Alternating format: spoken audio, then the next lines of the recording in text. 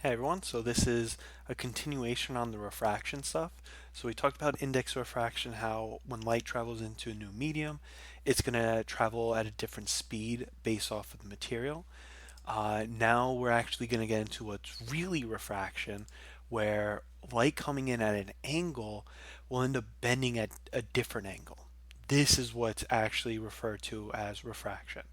So, for example, you have light coming in, part of the wave enters into a new medium, it's going to change its speed, causing the entire thing to kind of bend differently. The best way to kind of visualize it is with a cart. So, you have a cart here on concrete. Once it starts entering into the grass, one wheel is going to actually hit the grass first and start traveling slower than the other wheel. That slow wheel here is going to cause the entire cart to then curve towards that direction. So, you throw a cart in at an angle, it will end up turning as it enters because of this part of the cart entering first. This is what we call refraction. It's one of the reasons why when you put your hand in water, it'll kind of make your arm look like it's bent at a different angle than what it was normally.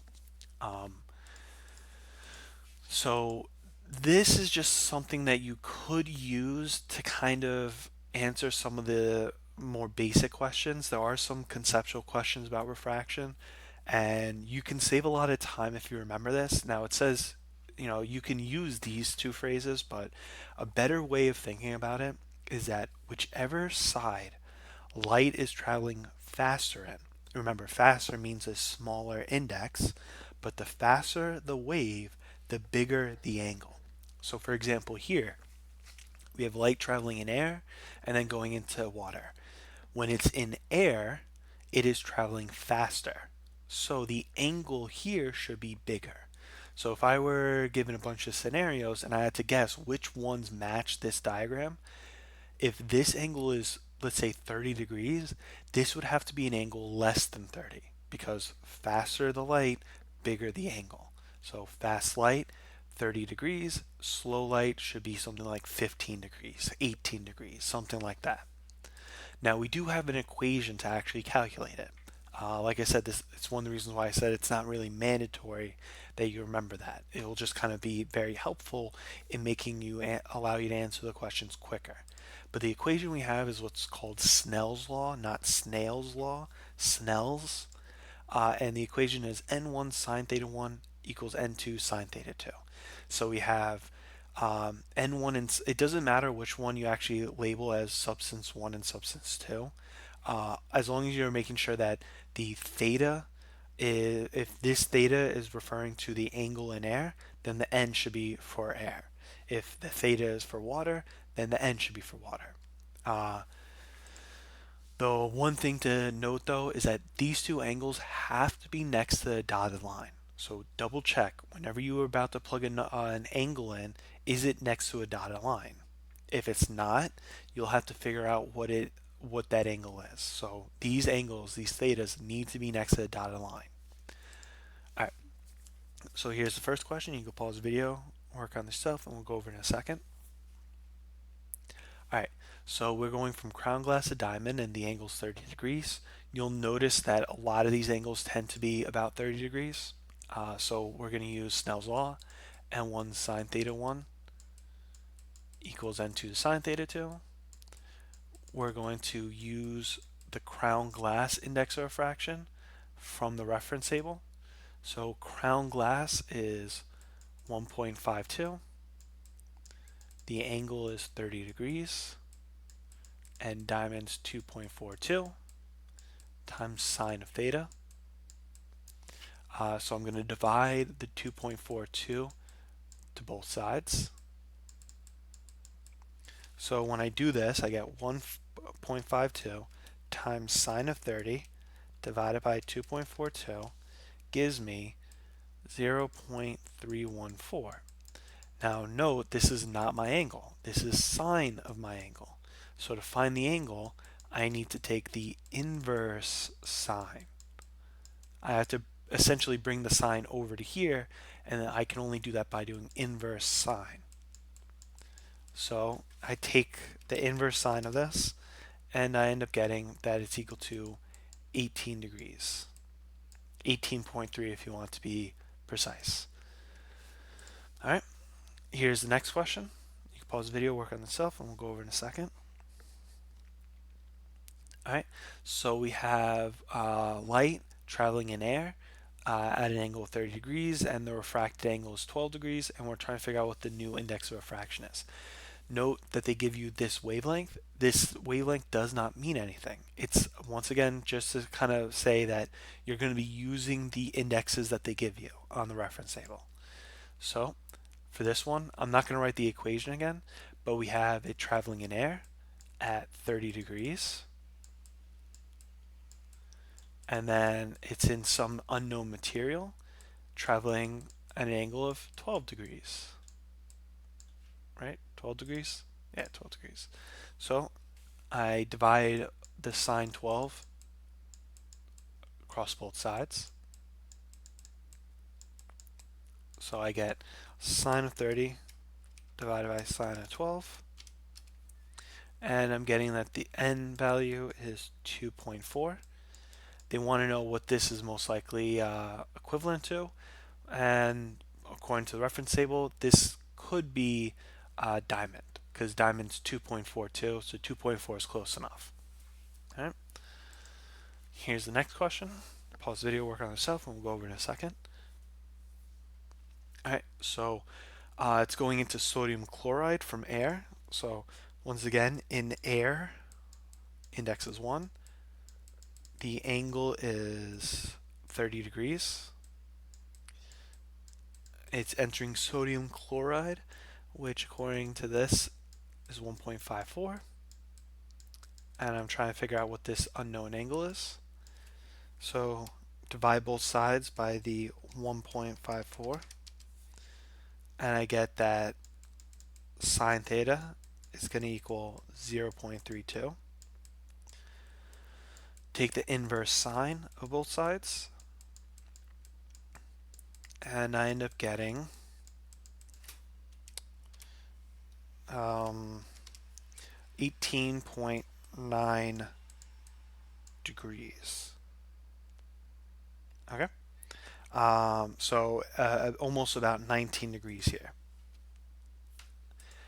And this is the last one. Now, I do note that it says to draw it. Just you can do, in your mind, do a little sketch.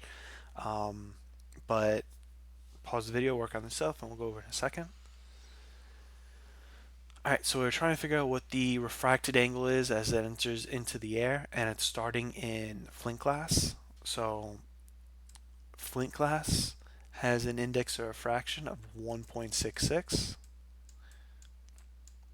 It's traveling with an angle of 35 degrees this time. It goes into air, and we're looking for the new angle. So 1.66 times sine of 35 is about 0.952. I have to take the inverse sine of this to figure out the theta. So I end up getting 72.2 degrees. Now, if you were to draw this, so it's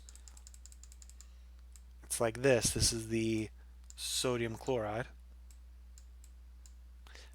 This angle is 35 degrees.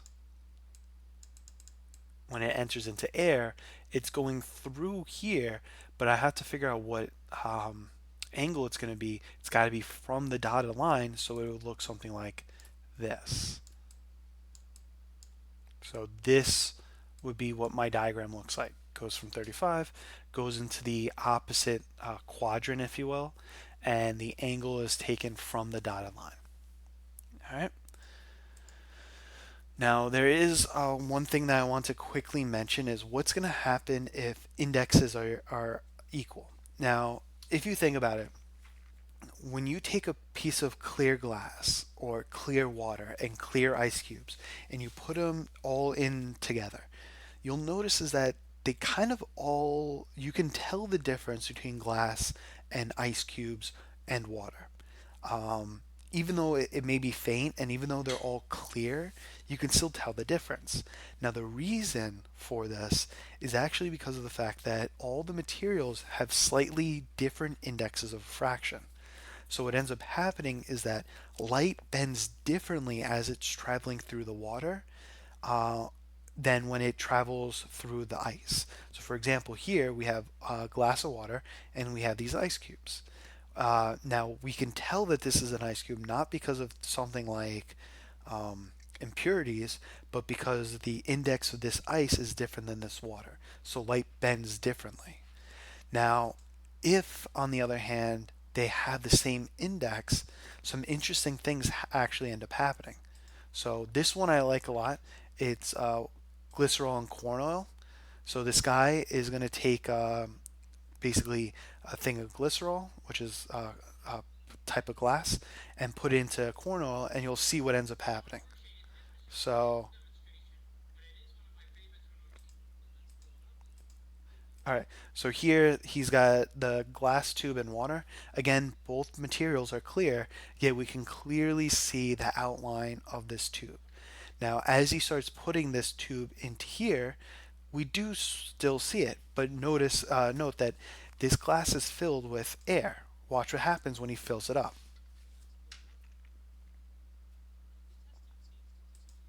So when the test tube is now filled with corn oil, the corn oil and the glycerol tube have the same index. So as light travels through it, it can't tell the difference. So our eyes would actually see them as being a complete object.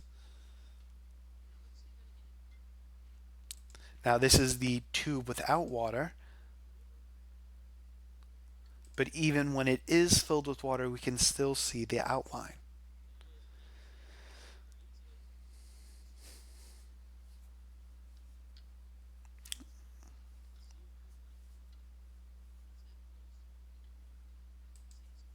And once again, you can't really see it. You may see some bubbles here and there, but that's has nothing to do with that. So I do recommend that you look at this. It is pretty interesting. There's also this thing. They take these water balls that have the same index of refraction as the water, and when they're in there, it's hard to tell. So I recommend watching this video as well.